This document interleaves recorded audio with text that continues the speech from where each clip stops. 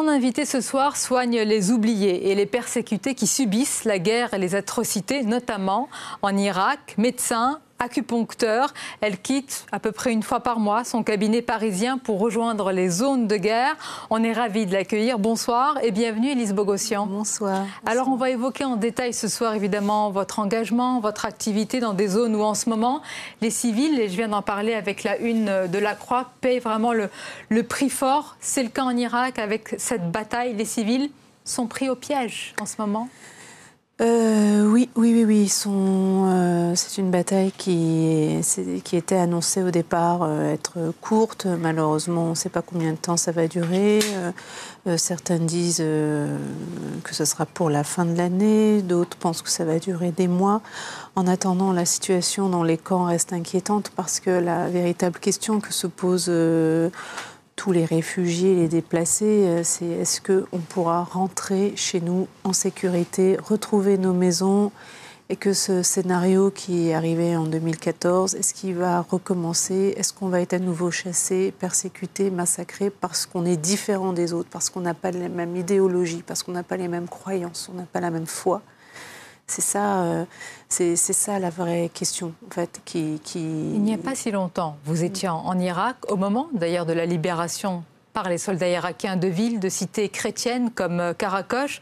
On imagine l'émotion à la libération de ces villes où les maisons, elles ont été détruites, où les églises, elles ont été incendiées, les maisons ont été marquées. Donc ces populations qui ont subi un exode massif aujourd'hui, est-ce qu'elles vont revenir? C'est la grande question. Est-ce qu'elles peuvent revenir, là, déjà? Bien sûr, c'était un choc. C'est une ville patrimoine, c'est la ville de vos parents, de vos grands-parents, de vos ancêtres. Enfin, c'est une ville qui porte toute l'histoire de votre foi. Et pour ces gens-là, quand on s'attaque à leur église, quand on s'attaque à leur maison, quand on brûle les maisons, il y a un symbole derrière le fait de brûler. C'est pas simplement on vous chasse, c'est on brûle tout ce que vous avez. Et c'est vrai qu'aujourd'hui, quand on parle à ces familles, c'est un nettoyage ethnique, culturel. Mais aujourd'hui, ces gens-là, je vous parle des personnes qu'on soigne, sont moins préoccupés par l'Église que vraiment, est-ce qu'on va rentrer en sécurité? Dans quel monde on va élever nos enfants? Est-ce qu'on pourra vraiment rentrer chez nous, être protégés si ça recommençait? C'est ça qui est dramatique parce qu'on n'a pas la réponse, on ne sait pas qu'est-ce que ça va être après Daesh, qu'est-ce qui va se passer entre les sunnites, les chiites, est-ce que les minorités auront leur place et les chrétiens, parce que là on parlait de Karakosh qui avait été libéré. Les vous y étiez? Oui. Comment vous avez vécu ce moment?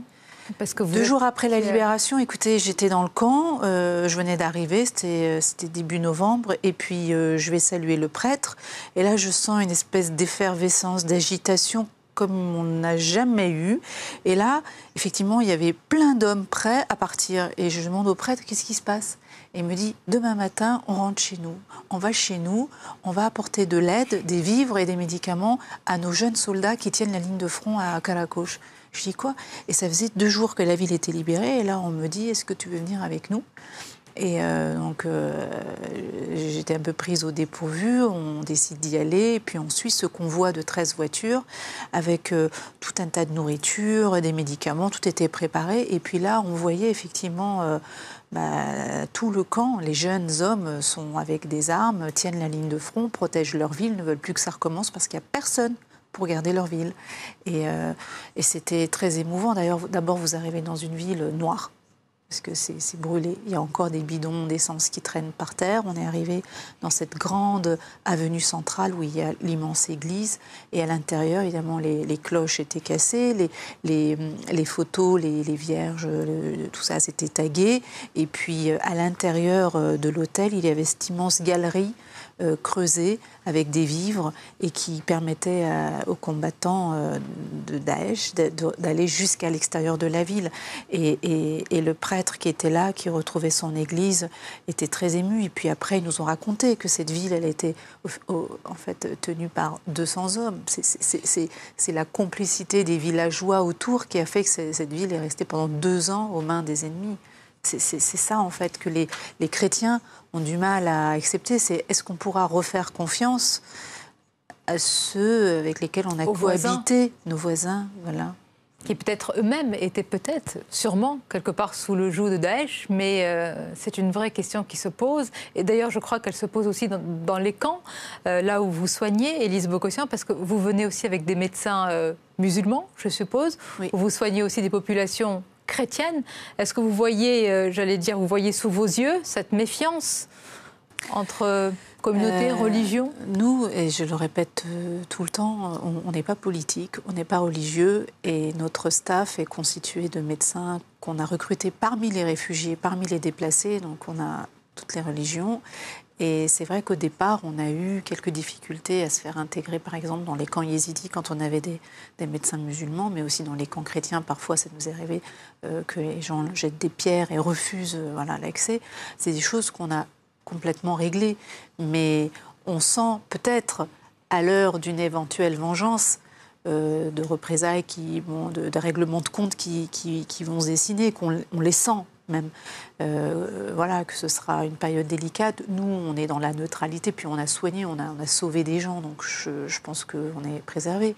Mais on commence à sentir à la fin de on est en train de terminer cette guerre, on sent que finalement l'après risque de ne pas être drôle du tout. Quelque chose de majeur, parce que nous, journalistes et même les responsables politiques qu'on invite, nous parlent de cette guerre, des batailles qui sont menées, de l'après-bataille immédiate, mais on ne parle pas vraiment de l'après, de la coexistence après, parce que ces chrétiens dont on parle, ces chrétiens d'Orient finalement, pourquoi est-ce qu'ils doivent revenir absolument? Parce que c'est leur terre, tout simplement, et qu'ils sont un véritable pont aujourd'hui entre l'Orient et l'Occident. Ils n'ont pas le choix, ils ont essayé. Je veux dire, en 2 ans, il y a la moitié des chrétiens qui a déjà quitté le pays.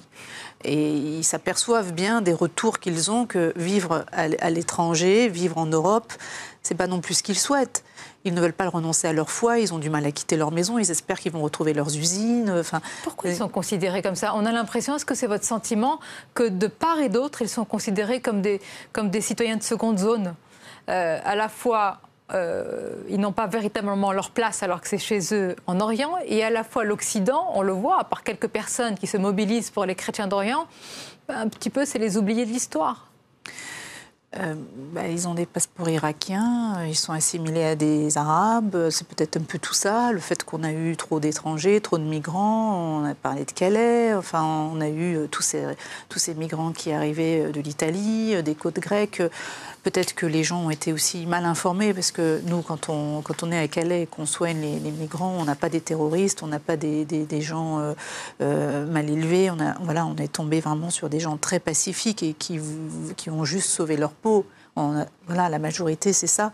Après, pour les Irakiens, les Syriens, les Afghans, les Érythréens, c'est la même histoire. C'est l'histoire de ces guerres qui provoquent des déplacements massifs de population, et c'est des phénomènes qu'on n'est pas capable de gérer et qui finalement représentent peanuts à côté de ce qui s'est passé pendant la Deuxième Guerre mondiale, mais on en fait des montagnes. On est capable de gérer, 1 million de déplacés, 1 million de réfugiés. Parce que je vais rappeler votre histoire personnelle, et on peut faire le lien avec les persécutions qu'on voit en Syrie et en Irak, c'est les Arméniens qui ont été oubliés aussi. Donc j'imagine que ça fait écho un petit peu Oui, d'autant qu'il y a en Irak tous ces Arméniens qu'on a trouvés, ces chrétiens, parce que on est chrétiens, vous avez les Chaldéens, les Syriaques, une mosaïque. Et les Arméniens. Et c'est vrai que tous les Arméniens qui sont là-bas sont les descendants du génocide arménien. Nous, les Arméniens de France, pour la plupart, on est des descendants aussi du génocide arménien. On est arrivés, on a tout fait pour s'intégrer, on est des travailleurs.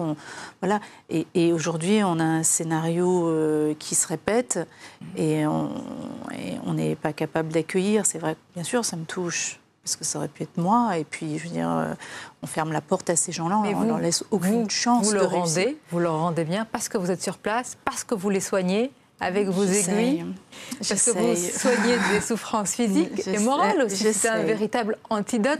Mais il y a une vraie question, comment, quand ils vous voient arriver avec les aiguilles, ils doivent se dire, mais elle va nous soigner avec ça, vraiment? C'est pas dans la culture. Non, c'est pas dans la culture, mais ça reste une aiguille. Donc on peut leur faire comprendre, peut-être qu'ils s'imaginent qu'on met un produit dedans. Même ils nous demandent souvent, qu'est-ce que tu as mis dans ton aiguille? J'ai bien dormi. Bon, ça c'est quand même, ça les relaxe. Mais après, c'est vrai que pour la douleur, il y a un problème qu'on n'arrive pas à résoudre, c'est le problème de la contrefaçon des médicaments. On s'aperçoit qu'effectivement, avec l'acupuncture, on a des résultats presque miraculeux sur le traitement de la douleur, même plus que parfois sur nos cas à Paris. Et en fait, quand on analyse un peu ce qui se passe sur le terrain, on a tellement de produits contrefaits, même les antalgiques, les anti-inflammatoires, que finalement, peut-être, c'est aussi pour répondre à ce manque d'accès aux médicaments que l'acupuncture a un effet aussi rapide. Bon, il y a plein de raisons, parce que l'acupuncture fonctionne réellement. Évidemment, mais évidemment, voilà. c'est votre formation. Quand j'ai dit tout à l'heure, avant de vous recevoir, qu'on allait recevoir, et j'ai dit aux téléspectateurs de rester, parce qu'on allait vraiment recevoir une femme formidable, je ne le dis pas souvent, et je ne le dis pas tous les soirs de nos invités, parce que vous faites un travail formidable. Ce qu'il faut rappeler, peut-être aux gens qui ne vous connaissent pas, c'est que vous avez commencé avec une petite ONG. Petite ONG, et que on a envie de demander comment vous n'êtes pas écrasé par tout ce poids, parce que là-bas, vous êtes attendu dans les camps par des centaines, peut-être, de femmes, d'enfants qui vous attendent. Comment vous arrivez à répondre à tous leurs besoins? Est-ce que l'ONG a grandi aujourd'hui? De quoi a-t-elle besoin? Alors, je crois qu'il faut une graine il faut être un peu fou peut-être dans la mesure où on n'avait vraiment pas grand-chose, parce on a commencé avec 200 € pour la faire courte, et puis avec 1 million d'euros aujourd'hui on peut soigner 70 000 personnes et financer tous les médicaments, tout est gratuit, on prend en charge tout le monde, on a des jeunes enfants qui ont des tumeurs, on soigne les femmes enceintes, on soigne des femmes qui ont été des anciennes prisonnières de Daesh, on soigne aussi la douleur des personnes âgées, on essaye de répondre à des besoins larges. Après, c'est vrai que quand j'ai commencé, c'était avec un petit camion. On s'est bagarré pour trouver de l'argent, acheter un camion, l'aménager, mettre un peu d'éclairage, un petit chauffage parce qu'il faisait 0 degré. Aujourd'hui, on en a plusieurs. On construit des cliniques en dur. On essaye d'être on est sur 30 camps. On essaye d'être vraiment présent régulièrement. On a beaucoup de bénévoles et puis une vingtaine de salariés. C'est vrai que c'est ma fierté, cette mission, parce qu'on est parti de rien et puis on veut rester jusqu'à ce que ces familles rentrent chez elles. C'est ça, en fait, la question. C'est on a besoin d'argent parce que la mission qui devait durer 6 mois, ça fait 3 ans qu'elle dure. On rentre dans la 3e année, là, en janvier. Et puis peut-être qu'elle va durer plus longtemps. Et derrière, pour nous, ça implique comment on s'organise, voilà, comment on se structure, comment on va payer les salaires, comment on va payer les médicaments. Et même si nous tous, nous, les Français, nous sommes des bénévoles, sur place, les besoins sont monstrueux. Et pour ça, c'est vrai qu'on fait appel à la générosité. Voilà, pour ceux qui entendent don, ce soir. Chaque don compte, et les petits dons, tout le monde. Voilà. Comment s'appelle d'ailleurs l'ONG? Eliscare.org. Il y a plusieurs petits boutons presque partout. On revient sur le même, sur la même page. C'est pas le bon mot, mais c'est le nerf de la guerre. Oui. Le financement, c'est ce qui vous permet de revenir là-bas. Parce que ce qu'il faut préciser également, c'est que vous n'allez pas forcément dans les camps. Parce que les réfugiés, je crois qu'ils vont au-delà. Les camps sont saturés. Il n'y a pas de place dans les camps. Il y a seulement 9% des réfugiés et déplacés qui ont trouvé une place dans un camp. Et il faut savoir qu'un réfugié, un déplacé, va passer en moyenne 17 ans de sa vie dans un camp. Donc, entre les camps informels et les squats, et puis les camps formels qui représentent une petite partie, c'est ce qui est couvert par les Nations Unies, l'HCR, tout le reste, c'est ce qu'on appelle les gens qui vivent dans les rues, les gens qui n'ont pas les moyens, c'est la partie qu'on ne voit pas des déplacés et des réfugiés, quand les politiques, tout le monde, les délégations viennent, ils vont dans les camps. Voilà. Et en dehors de ça, il n'y a pas les tickets de nourriture, il n'y a pas, le ticket pour aller se faire soigner, il n'y a pas les distributions de lait, de couches pour les enfants, il n'y a rien. Ils sont dans la rue, ils sont dans l'angoisse la nuit, il y a des enfants qui fouillent dans les poubelles, il y a tous ces problèmes de prostitution parce que ces filles qui font ça, elles ne font pas ça pour s'acheter un portable. Et puis, voilà, ce problème de violence intercommunautaire, les violences dans les couples, parce que c'est aussi très, très dur dans ces civilisations, dans ces sociétés où l'homme, tout à coup, ne travaille plus et reste toute la journée dans un camp. Voilà. C'est aussi une perte de dignité humaine. Et c'est tout ça qu'on doit reconstruire. C'est pas seulement donner une boîte de Doliprane ou faire une séance d'acupuncture. C'est-à-dire que vous devenez presque une sorte de réceptacle, finalement, de leur souffrance morale. Est-ce qu'ils vous parlent? Est-ce qu'ils vous parlent de ce qu'ils ont subi? Parce que vous êtes presque le premier contact après tout ce qui se passe. Est-ce qu'ils arrivent à vous dire ce qu'ils ont vécu, ce qu'ils ont sur le cœur, peut-être? Oui, bien sûr qu'ils nous parlent. On les connaît depuis tellement longtemps maintenant. Vous on les a vus arriver. mêmes, bien sûr, on les suit. On les suit, bien sûr, évidemment. Oui, oui, c'est ça qui est important. On a assisté à des décès, on a assisté à des mariages, on a assisté à des naissances. Vous faites partie de leur famille. Oui, on est invité au mariage. Souvent, je dis, je ne peux pas tout le temps. Voilà. J'ai vu une fois un reportage qui vous était consacré, Élise Bogossian, et je me dis, qu'est-ce que ça doit être compliqué, puisqu'il y a le travail que vous faites, et puis il y a l'autre aspect où on voyait un chrétien d'Orient, alors je ne sais pas exactement quelle composante, et qui vous disait, mais moi j'ai peur des musulmans, j'ai peur de mon voisin. Mais alors face à un tel discours, qu'est-ce qu'on peut dire? Parce que c'est facile ici en France, malgré tout ce qu'on a subi, de dire pas d'amalgame, etc. Et je pense, on le comprend tous, mais sur place, quand il y a encore l'odeur des maisons brûlées, quand il y a tout cela, comment on explique qu'il faut faire la part des choses? Est-ce que vous y arrivez? C'est pour ça que la guerre est loin de s'arrêter. Parce que dans le cœur des gens, la blessure, l'humiliation, la douleur d'avoir eu une sœur qui s'est fait violer, la douleur d'avoir pour une mère son enfant qu'on a kidnappé, la douleur de toutes ces vies qui sont parties en fumée, fait qu'il y a une telle haine. Et oui, c'est très difficile d'être dans le pardon, c'est très difficile pour nous de les raisonner. Je veux dire, c'est tellement normal. Et puis c'est leur 3e guerre, ils n'en peuvent plus. Ils sont fatigués. L'Irak est un pays très difficile. C'est un pays entre les sunnites, entre les chiites, entre les Kurdes, plus toutes ces minorités-là. C'est un pays où les populations n'arrivent tellement plus à se projeter que, oui, elles sont dans la méfiance. Ouais, et nous, parfois, on est pris de court. Parce qu'on arrive pour des soins et là on nous dit mais c'est pas de ça que j'ai besoin, c'est d'élever mon enfant en sécurité. Et là elle me tend son enfant, elle me dit emmène-le avec toi. Qu'est-ce que vous voulez répondre à ça? Vous êtes venu pour soigner cet enfant. À vos 3 garçons. Et là, ici bien vous sûr, vous dites mais bien sûr. Comment offrir à ce petit garçon le même destin? Elle a tellement raison cette maman. C'est pas nous avec un bus ou c'est pas. On va pas. C'est ça qui est écrasant. C'est finalement on est comme une petite marionnette. On essaye comme ça. Après, au moment où la maison a pris feu, on essaye de venir réparer, éteindre l'incendie, essayer de soulager, voilà. Mais est-ce que c'est une raison pour arrêter? C'est une question qu'on se pose parce qu'on se remet en question. Il y a toujours l'espoir. Il y a toujours l'espoir. D'ailleurs, regardez, c'est l'occasion de présenter votre livre, puisque vous avez eu besoin évidemment de raconter, de l'écrire. Au Royaume de l'espoir, il n'y a pas d'hiver, avec cette photo magnifique, ce regard plein d'espoir. C'est une enfant qu'on soigne. Ouais. Elle a bien grandi, là, elle est très très belle. Que vous soignez, que vous suivez. Jeune Yézidi, ouais. Elle a eu une petite sœur. Alors, il y a toujours l'espoir, finalement. Oui. C'est ça, peut-être, votre moteur, parce qu'on le cherchait depuis tout à l'heure. Mais c'est pour ça qu'on a besoin de soutien. C'est parce que, finalement, chacun dans son domaine doit faire ce qu'il peut. Et nous, on est bien sûr dans le domaine de l'humanitaire, on ne fait pas de politique, on n'est pas militaire non plus. Mais c'est important que chacun assume sa responsabilité et participe à ce combat, parce que nous, finalement, on ne fera rien de plus. On ne va pas leur donner leur maison, on ne va pas déminer les villes, on ne va pas porter la sécurité. Voilà. Et voilà, c'est tous ensemble, main dans la main. Et c'est vrai que ça, en Irak, on le sent. La solidarité et l'envie de se soutenir. Et ça, j'ai jamais vu ça. Malgré la guerre, malgré tout. Oui, j'ai jamais vu ça nulle part ailleurs. C'est peut-être ça qui est devenu un moteur. Ouais. Il y a malgré tout quelques responsables politiques français qui ont toujours parlé des chrétiens d'Orient. Alors, je pense à François Fillon, notamment, mais il y en a d'autres. On imagine évidemment leurs paroles et leurs propos sincères. Mais c'est bien qu'ici, en France, on se rappelle.